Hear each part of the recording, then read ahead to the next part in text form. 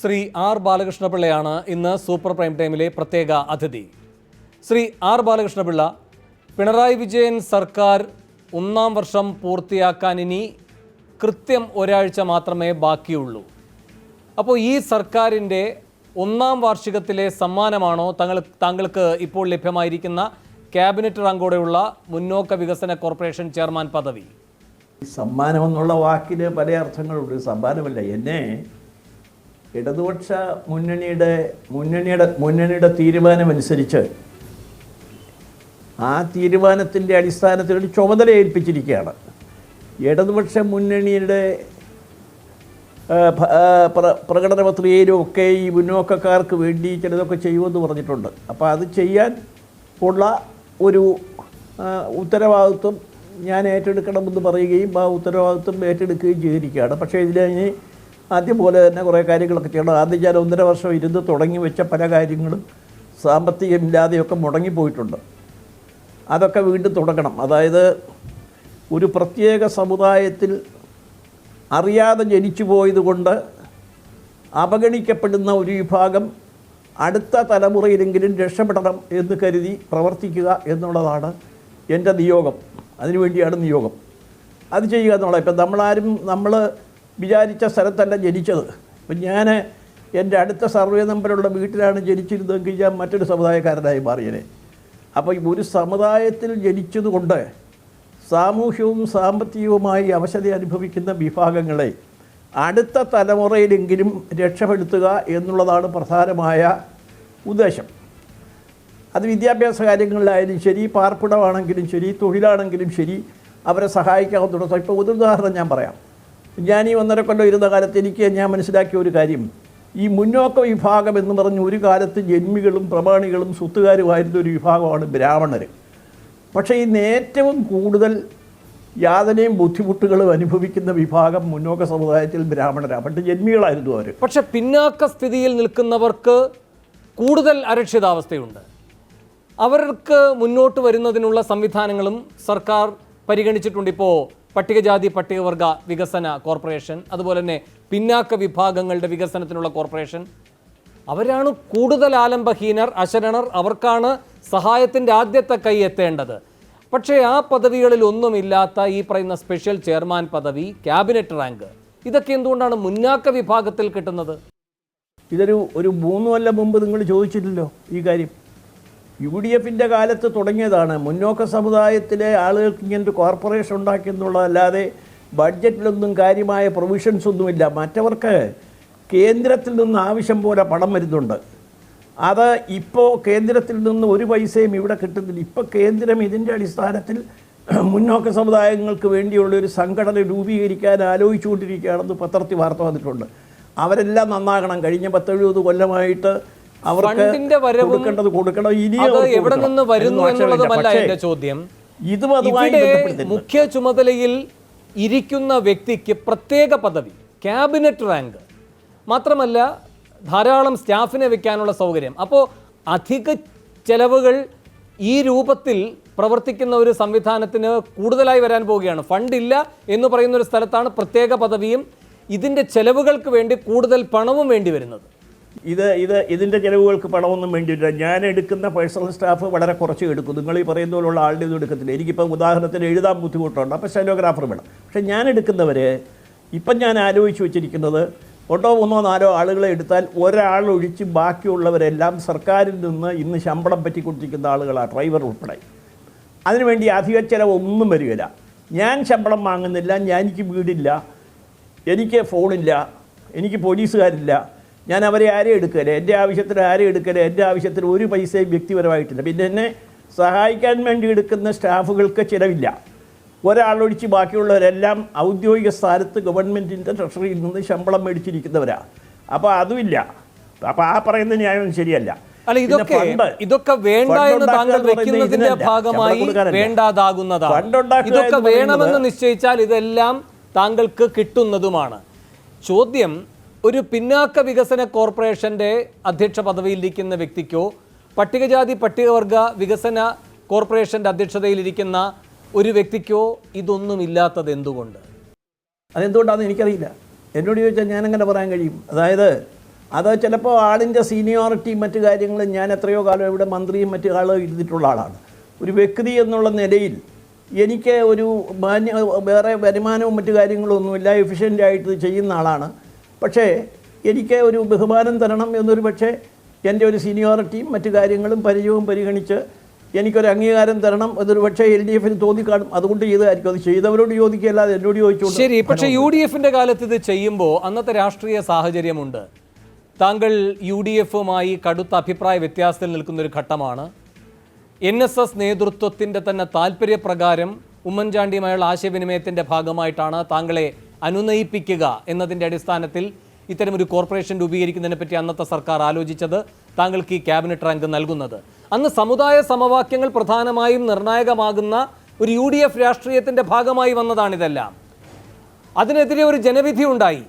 ആ ജനവിധിയുടെ സത്ത എന്താണ് എന്ന് ഓരോ ഘട്ടത്തിലും നിയമസഭയിൽ ഉറക്കെ പറയുന്ന ഒരു മുഖ്യമന്ത്രി ആ ജനവിധിയുടെ 1-ാം വർഷം പൂർത്തിയാക്കുമ്പോൾ എന്താണോ പിന്നിട്ട രാഷ്ട്രീയം, അതിൻ്റെ തന്നെ പ്രതീകങ്ങളെ അതേ രൂപത്തിൽ തന്നെ പുനഃപ്രതിഷ്ഠിക്കുന്നത് ജനവിധിയോടുള്ള വെല്ലുവിളിയല്ലേ? ഇത് അങ്ങ് തീരുമാനിച്ച് ഓരോന്നങ്ങ് പറയുന്നതാണ്. ഈ പറയുന്നൊന്നും എൻ്റെ വായിലേക്ക് കുത്തി തിരുത്തി തരണ്ട. അങ്ങയുടെ അഭിപ്രായങ്ങളാണ് ഈ പറയുന്നത്. അതായത് അന്ന് അങ്ങനെ ഒരു ധാരണ പുറത്തല്ല. അന്ന് UDF ഇതുപോലെ തന്നെ കൂടിയൊരു യോഗത്തിൽ എന്നെ നിർബന്ധിച്ച് എന്നെ കൊണ്ട് ഈ ചുമതല ഏറ്റെടുപ്പിച്ചതാണ്. ഞാനങ്ങോട്ട് കയറി ചെന്നതല്ല, എടുപ്പിച്ചാണ്. അതെന്താണെന്ന് അവരോട് ചോദിക്കണം, എനിക്കറിയില്ല. ഞാൻ ഓരോരുത്തരുടെയും മനസ്സിലായി. അങ്ങ് ഈ മുമ്പേ പറഞ്ഞ കാര്യങ്ങളൊക്കെ അങ്ങയുടെ അഭിപ്രായങ്ങളാണ്, അത് എൻ്റെ അഭിപ്രായങ്ങളല്ല. ഞാൻ ഇപ്പോൾ അങ്ങനെ പല രാജ്യത്തും പല സംസ്ഥാനത്തും സീനിയർ നേതാക്കന്മാരെ ആദരിക്കാൻ വേണ്ടി അവർക്ക് പിന്നെ ശമ്പളവും ആനുകൂല്യങ്ങളും ഒക്കെ ഉണ്ട്. എനിക്കതില്ല, എനിക്കതൊന്നും വേണ്ടാന്ന് ഞാൻ എഴുതി കൊടുത്തിട്ടുണ്ട്. ഇവിടെ ഇടതുപക്ഷത്തിൻ്റെ രാഷ്ട്രീയം എന്നത് ഈ തീരുമാനത്തിലൂടെ വെള്ളം ചേർക്കപ്പെടുന്നു, സവർണ രാഷ്ട്രീയത്തെ താലോലിക്കുന്നതാകുന്നു, ഫ്യൂഡൽ സംസ്കാരത്തിൻ്റെ പിൻപറ്റുകാരാകുന്നു, ഇങ്ങനെയൊക്കെയുള്ള വിമർശനമാണ് ഉയരുന്നത്. ഇപ്പോൾ താങ്കളെ ആദരിക്കണമെങ്കിൽ ഇടതുപക്ഷത്തിൻ്റെ വർഗരാഷ്ട്രീയത്തിൻ്റെ അടിസ്ഥാനത്തിൽ അത് ചെയ്യണം. അപ്പോഴാണ് ആ രാഷ്ട്രീയത്തിന് കൂടുതൽ ശോഭ കിട്ടുക. അതിന് ഞാൻ മറുപടി പറയേണ്ട ആവശ്യമില്ല. എന്നെ വർഗരാഷ്ട്രീയത്തിൻ്റെ പേരിലൊന്നുമല്ല. അങ്ങനെ വർഗരാഷ്ട്രീയത്തിൻ്റെ പേരിലാണെങ്കിൽ ഒരുപാട് പേര് ഓരോ വർഗത്തിലും പെട്ട ആളുകളുണ്ട്. ഇപ്പം നമ്മുടെ പല വകുപ്പുകളിലും പല വർഗത്തിൽപ്പെട്ട ആളുകളും ചെയർമാന്മാരും ഡയറക്ടർമാരും ഒക്കെ ഉണ്ട്. അത് ഒക്കെ നോക്കിയാണോ? ഇതങ്ങനെയല്ല. ഞാൻ വളരെ കാലം മന്ത്രിയും പൊതുജന രംഗത്ത് നിന്ന ആളെന്നുള്ള നിലയ്ക്ക് ഒരു കാര്യം നടത്താൻ പറ്റിയ ആളെന്ന് LDFന് തോന്നി. ഇപ്പോൾ കാലം പറഞ്ഞിട്ടുണ്ടല്ലോ, LDFന് തോന്നി, LDF ഇത് ചെയ്തതല്ലാതെ ഈ പറയുന്നതിനൊന്നും ഉത്തരം പറയാനുള്ള ബാധ്യത. ഒരു പരാധീനത പോലെയാണ് കാനം ഇന്ന് ആ കാര്യങ്ങൾ വിശദീകരിച്ചത്. താങ്കൾ UDF വിടുന്ന ഘട്ടത്തിൽ ഈ ക്യാബിനറ്റ് റാങ്ക് പദവിയുള്ള ഈ ചുമതലയും ഒഴിഞ്ഞിട്ടാണ് വരുന്നത്. പിന്നീട് LDFുമായി ആശയവിനിമയം നടത്തുന്നു. ആ ഘട്ടത്തിൽ LDF കൊടുത്ത ഉറപ്പാണ് എന്തൊക്കെ സ്ഥാനമാനങ്ങൾ നിങ്ങൾ എല്ലാവരും വഹിച്ചിരുന്നോ അതെല്ലാം നൽകുമെന്ന്. പക്ഷേ സർ, അന്ന് നിങ്ങൾ UDFിലായിരുന്നു, അതിൻ്റെ ഭാഗമായി കിട്ടിയതാണ് ഈ ചുമതല. ഇന്ന് നിങ്ങൾ UDFിലുമില്ല, LDFിലുമില്ല. അപ്പോൾ കാനം യഥാർത്ഥത്തിൽ ഒരു പരാധീനത എന്ന നിലയിൽ ഇത് പറയേണ്ടി വരുന്നത്, LDFിൽ നിങ്ങളെ എടുക്കില്ല, പിന്നെ അന്നത്തെ ചുമതല നൽകും. UDFിൽ ഇരുന്നു കൊണ്ട് കിട്ടിയ ഒരു ചുമതല LDFിൽ ഇല്ലാതെ വഹിക്കേണ്ടി വരുമ്പോൾ നഷ്ടം താങ്കൾക്കാണ്. കാനം ഇനി എങ്ങനെയൊക്കെ അതിനെ ന്യായീകരിച്ചാലും ഇതെല്ലാം നിങ്ങളുടെ അഭിപ്രായമാണ്, ഇതൊന്നും എൻ്റെ അഭിപ്രായമല്ല. എൻ്റെ അഭിപ്രായമായിട്ട് ഇത് കൂട്ടിച്ചേർക്കുകയും വേണ്ട. അങ്ങക്ക് എന്ത് വേണേ പറയാൻ അവകാശമുണ്ട്. സർ, കാനം എന്ന് പറഞ്ഞത് ഞാൻ ഘട്ടത്തിൽ അങ്ങനെ ഒരു കാനം എന്ന് പറഞ്ഞത് എന്തൊക്കെ സ്ഥാനമാനങ്ങൾ ഉണ്ടായിരുന്നു അതെല്ലാം തിരികെ നൽകുമെന്നൊരു ധാരണയുണ്ടായിരുന്നു. ഞാൻ പറഞ്ഞു, എന്റെ ലളിതമായ ചോദ്യം, UDF ഉണ്ടായിരുന്നപ്പോൾ കിട്ടിയ ചുമതലയാണത്. LDFിൽ കയറ്റാതെ ഇങ്ങനെ ഒരു ചുമതല കിട്ടിയാൽ അതെങ്ങനെയാണ് നീതിപൂർവമാകുക, അങ്ങയോടുള്ള ബഹുമാനമാവുക? എൻ്റെ പൊന്നു സ്നേഹിത, നിങ്ങളവിടെ ഇരിക്കുന്ന ആരാണെന്ന് നിങ്ങളുടെ ശബ്ദം കൊണ്ട് എനിക്ക് തിരിച്ചറിയാൻ കഴിയും. ഇതിൽ ആരാണെന്ന് പറയില്ല, എനിക്ക് പേര് വിളിച്ച് പറയാറുണ്ട്. ഒരു കാര്യം ഞാൻ പറയാം, ഞാൻ ആരോടും ചോദിക്കാൻ പോയിട്ടില്ല. എന്താ ഇത് ചെയ്തതെന്ന് UDFിനോടും ചോദിച്ചിട്ടില്ല, LDFിനോടും ചോദിച്ചിട്ടില്ല. ഞാൻ ഈ കാര്യം ശരിക്കും ചെയ്യുമെന്ന് അവർക്ക് ബോധ്യമുള്ളത് കൊണ്ട് LDF ചെയ്തു എന്നാണ് ഇന്നിപ്പോൾ കാലം പറഞ്ഞത്. കാലം നിങ്ങൾ പറഞ്ഞ അർത്ഥത്തിലാണ് പറഞ്ഞതെന്ന് ഞാൻ വിശ്വസിക്കുന്നില്ല. മലയാളം കുറച്ച് പറഞ്ഞാൽ മനസ്സിലാകുന്ന ആളാണ് ഞാൻ. അങ്ങനെ ഞാൻ വിശ്വസിക്കുന്നില്ല. അങ്ങനെ എന്തെങ്കിലും ഒരു ഉറപ്പിൻ്റെ അടിസ്ഥാനത്തിലല്ല ആ മുന്നണി വിട്ടത് എന്നുള്ളത് എനിക്ക് ബുദ്ധിയുള്ള കാര്യമാണ്. എന്റെ ശബ്ദം തിരിച്ചറിയാൻ കഴിയില്ലെങ്കിൽ ഈ ശബ്ദത്തെ വിശ്വസിക്കാം. ഇങ്ങനെ തന്നെയാണ് പറഞ്ഞത്.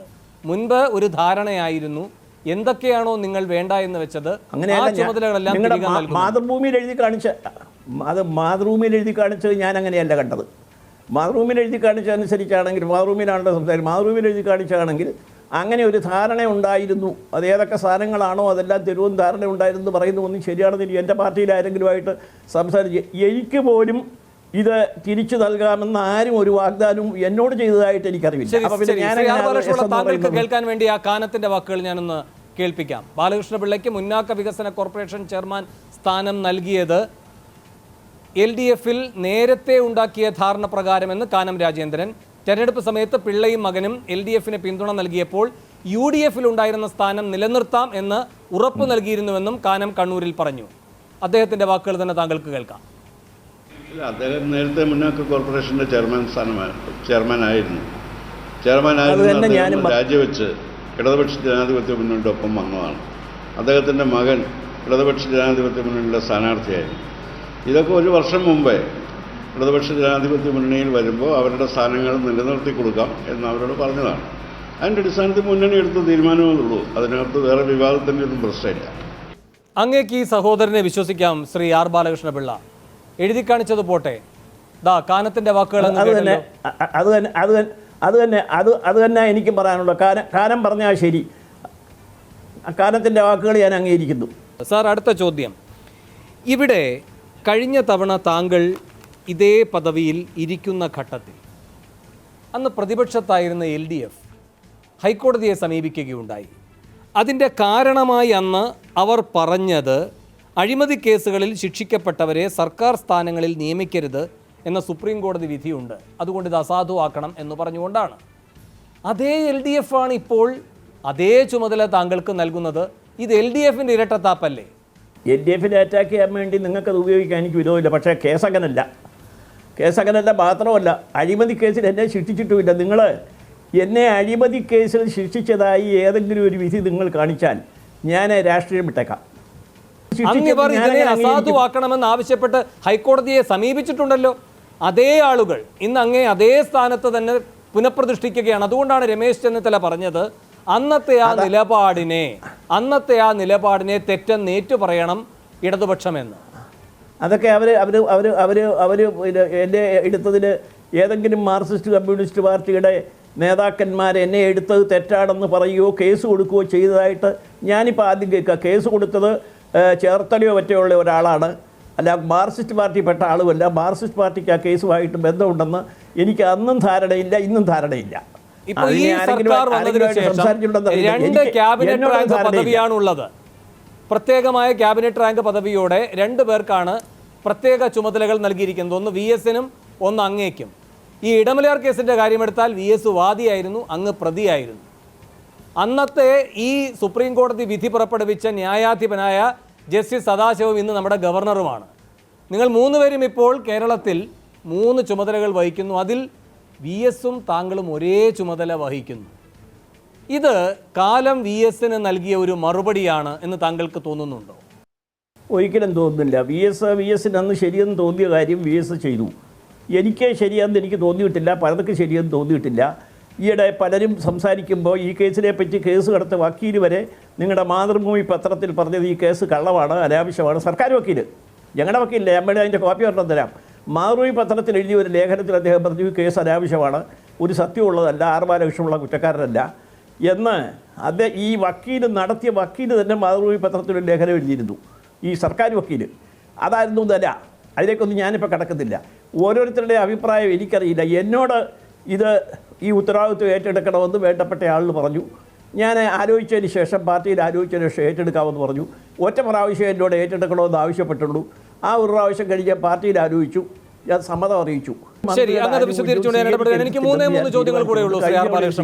ചോദ്യം 1, 19/3/2014 ഗവൺമെന്റ് സെക്രട്ടറി KR ജ്യോതിലാൽ നൽകിയ കുറിപ്പ്, ഈ വിഷയം കോടതിയിലെത്തിയപ്പോൾ നൽകിയ കുറിപ്പ് എന്നത് കമ്പനി നിയമമനുസരിച്ച് ആർ ബാലകൃഷ്ണപിള്ളയ്ക്ക് ഡയറക്ടർ ബോർഡ് യോഗത്തിൽ അധ്യക്ഷത വഹിക്കാൻ കഴിയില്ല, വെറും ചെയർമാൻ മാത്രമായേ ചുമതലകൾ നിർവഹിക്കാൻ കഴിയൂ. ഇതൊരു നിയമപ്രശ്നമാണ്. അതിപ്പോൾ ഈ പുതിയ സാഹചര്യത്തിൽ അതേ നിയമപ്രശ്നമുണ്ടോ സാർ? ഇല്ല. ഒന്ന്, ആ നിയമം അനുസരിച്ച് ഏതെങ്കിലും കേസ് ശിക്ഷിച്ചാൽ അതിൻ്റെ റൂളിൽ പറഞ്ഞിട്ടുണ്ട് 5 കൊല്ലമാണ് കാലാവധി. ആ കാലാവധി കഴിഞ്ഞു ഇപ്പോൾ. 1. 2, 50% കൂടുതൽ ഷെയറുള്ള ഗവൺമെൻറ്റിന് അങ്ങനെയുള്ള ഏത് കോർപ്പറേഷനിലേക്കും നേരിട്ട് ചെയർമാനെ നിയമിക്കാം, അതിന് ബോർഡ് മെമ്പർ സ്ഥാനം വേണമെന്നില്ല. എന്നെ നിയമിച്ചിരുന്നത് ചെയർമാനായിട്ടാണ്, ബോർഡ് മെമ്പറായിട്ടല്ല. അധ്യക്ഷത വഹിച്ചിരുന്നത് ഞാനാണ്.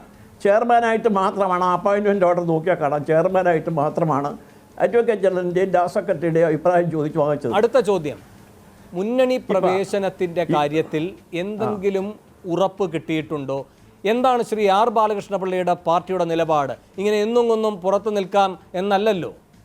അത് ഞാൻ എൻ്റെ നിലപാടെടുക്കുമ്പോൾ ഞാൻ തീർച്ചയായിട്ടും നിങ്ങളെയൊക്കെ വിളിച്ചു കൂട്ടി പറയും. അത് ഒരു നിലപാടും വ്യത്യാസമില്ല. ഞാൻ ഈ ഗവൺമെൻറ്റിൻ്റെ ഈ അഴിമതി വിരുദ്ധ മോഹം പിന്തുണയ്ക്കുന്നതിൽ ഞാൻ ഒരു പാർട്ടി ഇല്ലെങ്കിലും രാജ്യത്തൊന്നും അല്ലെങ്കിലും ഒരു ചെയർമാനും MLA ഒന്നും അല്ലെങ്കിലും ഞാൻ അംഗീകരിക്കുന്നു. കാരണം ഉന്നത തലങ്ങളിലെ കറപ്ഷനും സർക്കാർ ഓഫീസുകളിലെ കറപ്ഷനും വലിയൊരു അളവ് വരെ പോയിട്ടുണ്ട്. ഞാൻ 5 മന്ത്രിമാർക്കെതിരായി തെളിവ് വെച്ച് ആരോപണം എഴുതി ഉമ്മൻചാണ്ടിക്ക് 15 സെപ്റ്റംബർ 28 വീട്ടിൽ കൊണ്ടുവന്ന് കൊടുത്തിട്ടൊരു അന്വേഷണം പോലും നടത്താതെ അപമാനിച്ച ആ സംഭവം ഉൾപ്പെടെ എത്രയോ പ്രാവശ്യം TV പറഞ്ഞിട്ടുള്ളതാണ്.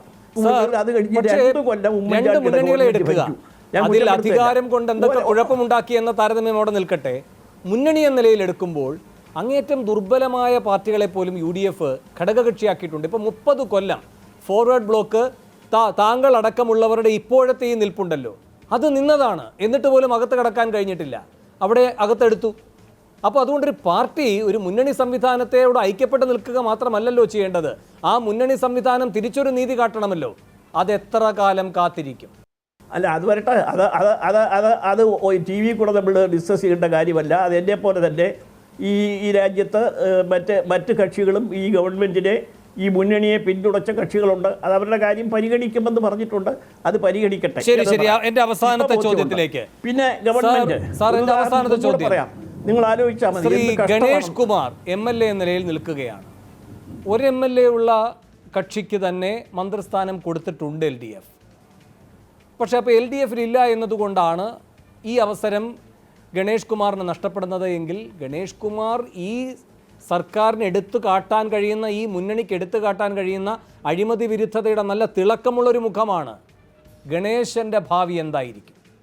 ആ മുഖം 3.5 കൊല്ലക്കാലം ആ മുഖം മറച്ചു വെക്കുകയും അപമാനിതരാക്കി ഞങ്ങളെ ആക്ഷേപിക്കുകയും ചെയ്തവരാണ് UDF എന്നുള്ളത് അങ്ങ് മറക്കുന്നു. ഗണേശൻ നല്ല മന്ത്രിയാണ്, പക്ഷേ ആ ഗണേശനെ ഇറക്കി വിട്ടേച്ച് ആ ഓഫീസ് മുറിയും ആ കാറും ആ വീടും കൈവശപ്പെടുത്തി, ആ സീറ്റ് കസേര പോലും കൈവശപ്പെടുത്തിയ UDF എന്ത് തെറ്റിനാണ് ഗണേശനെ പുറത്തു നിർത്തിയത്? ഗണേശനെ പോലെ ഒരാളുള്ള ഏറ്റവും വലിയ അഴിമതിക്കാരനുണ്ടായിരുന്ന കക്ഷി 5 കൊല്ലം ഭരിക്കുകയും ചെയ്തു. അയാളുടെ പേര് കേസ് ഇപ്പോൾ എത്ര ഉണ്ട്, അത് വേറെ കാര്യം. അപ്പൊ ഗണേശനെ അകത്ത് കയറുന്നത് സ്വല്പം താമസിക്കട്ടെ എന്ന് പറയുന്നത് കുറെ കൂടെ നല്ലതല്ലേ? അത് വഴി അന്നേരം രാഷ്ട്രീയം 5 കൊല്ലം മുമ്പേ തീരുമാനിക്കേണ്ട കാര്യമല്ലല്ലോ. അതെന്തെങ്കിലും നടപടികൾ LDFൽ നിന്നുണ്ടാകുമെന്ന് ഞങ്ങൾ വിശ്വസിക്കുന്നു. ഞാൻ മാത്രമല്ല, എന്നെ പോലെയുള്ള കക്ഷികൾ വേറെയുണ്ട്, അവര് അത് പ്രതീക്ഷിക്കുന്നു. അത് ചർച്ച ചെയ്യുമ്പോൾ പറയാം. അത് നേരത്തെ TV ചർച്ചയാവുന്ന കാര്യമല്ല. ശരി. താങ്കളുടെ വ്യക്തിപരമായ തിരക്കുകൾക്കിടയിലും ഞങ്ങളോട് ഈ അവസരത്തിൽ സഹകരിച്ചതിന് നന്ദി. ഒരു വഴി തുറന്നിരിക്കുകയാണ്, മറ്റു വഴികൾ തുറക്കാൻ കഴിയുന്ന സാഹചര്യത്തിലേക്ക് പോകുമെന്ന ആത്മവിശ്വാസവും ശ്രീ ആർ ബാലകൃഷ്ണപിള്ള പ്രകടിപ്പിക്കുന്നു. വളരെയധികം നന്ദി Shri R Balakrishna Pillai super prime ടൈമിൽ പങ്കെടുത്തതിന്.